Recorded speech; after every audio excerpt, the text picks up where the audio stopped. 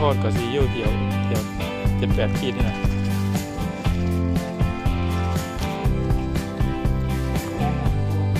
โอ้ปลานี่หวะ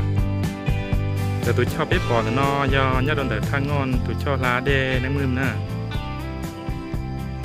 น้องนอเยี่ยวันที่นังกบเล่าเจ้าลินตู้นะครับผ่านนังกบเป้น้องนอที่ใส่กู้ตัวดอมหนุ่มเจนแต่ตัวเดนังมืมแต่นอแล้วก็จะต่อเกินกว่าลินน้องนะแต่ชิมาตัวจะก็ชิมัวคอมเบนเดย์ที่หนูจีไล่เลยชักกู้เกินกว่าลินใช่ไหมหนูจะไล่เจที่ใส่สังยอกคือต้องดูเด่นแต่นอซื้อ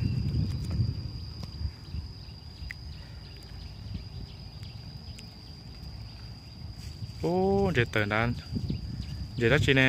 เติร์นลอกเกลือเท่าที่ใส่เติร์นรัวของน้องได้จากตัวแล้วน้อง5 ตัวเขาจีตูแล้วนั่นนี่อันนี้เจ้าเฮ็ดเองวะโอ้บ่ขายวะก็มีแต่สั่งนี่พ่อหมดมือสั่งเมียนบ่สิ้นหมูปลาก็กินอยู่วะมันหมูมันต้องมีเยอะนี่อ้อยขันพวกมีเยอะอ้อยมันก็บุกินโอ้เมียนวะกันสิ้นหมูละล้านนี่บ่ได้เนาะสำคัญสุดเหมือนตัวนี้โอ้เวลามันเข้ามันมีอาหารอันนี้นำมันไปกินตัวนี้เวลาเขากำเขาเขาใส่เบ็ดบ่เทกซ่าวะเห็ดให้มันเหนียวโอ้บ่ซ่าเนาะเห็ดเหนียวหลายเหนียวน้อยเจ้าผู้เดียวเฮ็ดซีดเป็น3 ขั้นเบ็ดวะนะ5พุ่นวะโอ้ย2 ตัวอยู่ถึงนี่วะ2 ขั้นถึงบ่ได้แตะเลยโดนไม่ทันเลยกินก็กินไม่ยากมันบ่ทันวะเหลือเนี่ยเลยมันค่อยเห็ดเนื้ออันแตกไว้โคตรมันบ่ทันโอ้แม่นบ่มันบ่เหนียวเนาะความหมายเนาะปกติจะเห็นเหนียวกว่านี้อย่างคนคิดว่าน้ำมันสิบ่ไหลแห้งปกติไปแต่น้ำโขงโอ้น้ำโขงมันไหลบ่แห้งปานนี้เห็นบ่โอ้น้ำโขงแห้งโหดวะไหลแห้งกว่านี้น้ำโขงก็ซิดพอได้อยู่ว่าน้องเคยไปหั่นได้แต่ว่าช่วงนี้น้ำขุ่นโอ้น้ำขุ่นไหลแม่นบ่น้ำขุ่นก็บ่ได้เดี๋ยวไอ้ขอเบิ่งปลาน้องเหมือนนึงเด้อนี่ก็ใช่นี่จันจี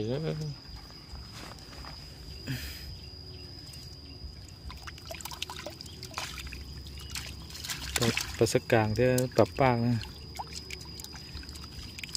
ตัวจะลดนอจะนอที่ถึงเมถึงต่อจะลดชั้นนอที่นั่งโอ้เฮ็ดเนื้อพิเศษเลยวะน้องนี่มันเนื้อตากนะเฮ็ดตัวนี้เขาเฮ็ดเองวะน้องหรือว่าไปซื้อวะแม่นนี่เขาซื้อมาสุดนี่เรามาส่งเองโอ้มาผสมเอาอยู่หาดสำนักเห็นก็เจ้าใส่แต่นี่แหละหักมันน้อยกินคนจะถึงไหนวะโอเมก้าน้องกำลังผสมไม้วะเนี่ยตัวนี้มันบูดอันนี้ก็ได้ลงทุนซื้อได้เนาะเป็นแสนสุดนึงเป็นแสนเลยนะเป็นแสนพุ่นน่ะโอ้เดี๋ยวมันก็คุ้มอยู่ที่เวลาเอามาใส่เนาะคุ้มกันเอาไปเป็นมือมันก็ดึกเอาไปซื้อท่านึงมันก็ดึกได้เป็น3-4 เทื่อมันโอ้แม่นบ่แต่ละเทื่อมันก็คันว่าเอามาเป็นมือก็สิได้ฮอดอย่างน้อยก็5-6 โลขึ้นมื้อเนาะได้อยู่ที่เขาไปเทื่อมันนั่นได้12 โลโอ้อยู่แถวใดอยู่แถวเจริญไซนะแต่ว่าเขามาฮิตเวียกันนี่ครับไปพุ่นไกลก็เลยมาซิดแถวนี้เนาะมันหอมได้นอนนี้เนาะเล่นหอมมันไผ่เขียวตัวสีจงเต้าย่อมาตะเวียงคนน่ะอยู่แถวไหนฮะ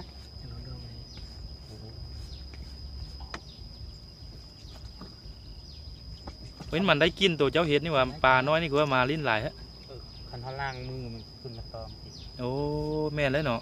เมื่อกี้น้องล้างมือหั่นป่ะ ปลาหมากอีหลีได้เนาะ บ่เคยดึกเบ็ดบ่จังบ่ ตัวจีนตัวน้องตัวเป๊ะต่อต่อยทุนเชเนอะเนื้อต่อจู้นะเป๊ะใช่ยันเจ้าเจียว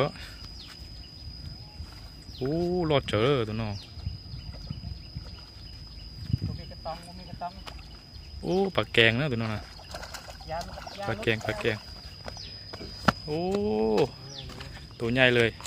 ได้เรื่องวะนี่ปลาแกงได้น้องเห็นปะโอ้จะไปอาจจะไปเลยติดตัวนึง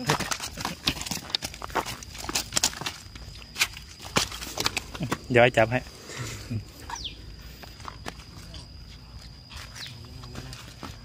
ค่อยโอ้ใหญ่เลยเนี่ย